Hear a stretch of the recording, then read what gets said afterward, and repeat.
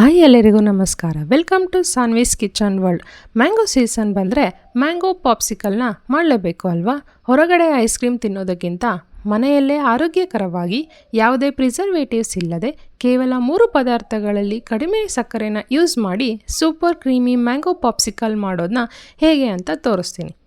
ಮಕ್ಕಳು ಮಾತ್ರ ಅಲ್ಲ, ದೊಡ್ಡವರು ಕೂಡ ಇದನ್ನು ತುಂಬ ಇಷ್ಟಪಡ್ತಾರೆ. ಹಾಗಿದ್ರೆ ತಡ ಯಾಕೆ, ಬನ್ನಿ ಇವತ್ತಿನ ರೆಸಿಪಿನ ಶುರು ಮಾಡೋಣ. ಇದಕ್ಕೆ ಚೆನ್ನಾಗಿ ಹಣ್ಣಾಗಿ ಸ್ವೀಟ್ ಆಗಿರೋ ಮಾವಿನ ಹಣ್ಣನ್ನು ತಗೋಬೇಕು. ಅದನ್ನು ಸಣ್ಣ ಸಣ್ಣ ತುಂಡುಗಳಾಗಿ ಕಟ್ ಮಾಡಿಕೊಂಡು ಮಿಕ್ಸಿ ಜಾರಿಗೆ ಹಾಕ್ಕೊಳ್ಳೋಣ. ನಾನಿಲ್ಲಿ 3 ಮೀಡಿಯಮ್ ಸೈಜ್ದು ಮಾವಿನ ಹಣ್ಣನ್ನು ತಗೊಂಡಿದ್ದೀನಿ. ಇವಾಗ ಅದಕ್ಕೆ 2 ಟೇಬಲ್ ಸ್ಪೂನ್ ಸಕ್ಕರೆ ಸೇರಿಸ್ಕೊಳ್ತಾ ಇದ್ದೀನಿ. ಹಣ್ಣೇ ಸ್ವೀಟಾಗಿ ಇತ್ತು ಅಂದರೆ ಸಕ್ಕರೆ ಜಾಸ್ತಿ ಬೇಕಾಗಲ್ಲ. ನೀವು ಸಕ್ಕರೆ ಬೇಡ ಅಂದರೆ ಹನಿ ಕೂಡ ಯೂಸ್ ಮಾಡ್ಬೋದು. ಹಾಗೆ ಕುದಿಸಿ ತಣ್ಣಗಾಗಿಸಿದ ಹಾಲನ್ನು ಸೇರಿಸಿ, ನಾನಿಲ್ಲಿ ಮೊದಲೇ ಹಾಲನ್ನು ಕಾಯಿಸಿ ಫ್ರಿಡ್ಜ್ನಲ್ಲಿ ಇಟ್ಟಿದ್ದೆ. ಚಿಲ್ಡ್ ಆಗಿರೋ ಹಾಲನ್ನು ಹಾಕ್ಕೊಳ್ಬೇಕು. ಜೊತೆಗೆ ಹಾಲಿನ ಕೆನೆನೂ ಕೂಡ ಸೇರಿಸ್ಕೋಬೇಕು. ಹಾಲಿನ ಕೆನೆ ಸೇರಿಸ್ಕೊಂಡ್ರೆ ಪಾಪ್ಸಿಕಲ್ಸ್ ಇನ್ನೂ ಕ್ರೀಮಿಯಾಗಿ ಬರುತ್ತೆ.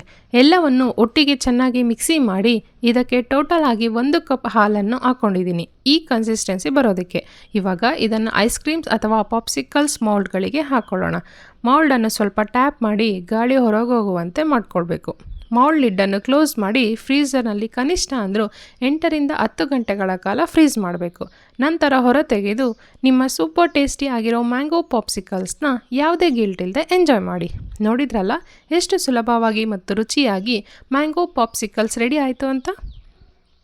ಈ ರೆಸಿಪಿ ನಿಮಗೆ ಇಷ್ಟವಾದರೆ ಪ್ಲೀಸ್ ಒಂದು ಲೈಕ್ ಮಾಡಿ, ನಿಮ್ಮ ಸ್ನೇಹಿತರೊಂದಿಗೆ ಶೇರ್ ಮಾಡಿ ಮತ್ತು ಇನ್ನೂ ಹೆಚ್ಚಿನ ಹೊಸ ರೆಸಿಪೀಸ್ಗಾಗಿ ಸಾನ್ವೀಸ್ ಕಿಚನ್ ವರ್ಲ್ಡನ್ನು ಸಬ್ಸ್ಕ್ರೈಬ್ ಮಾಡಲು ಮರಿಬೇಡಿ.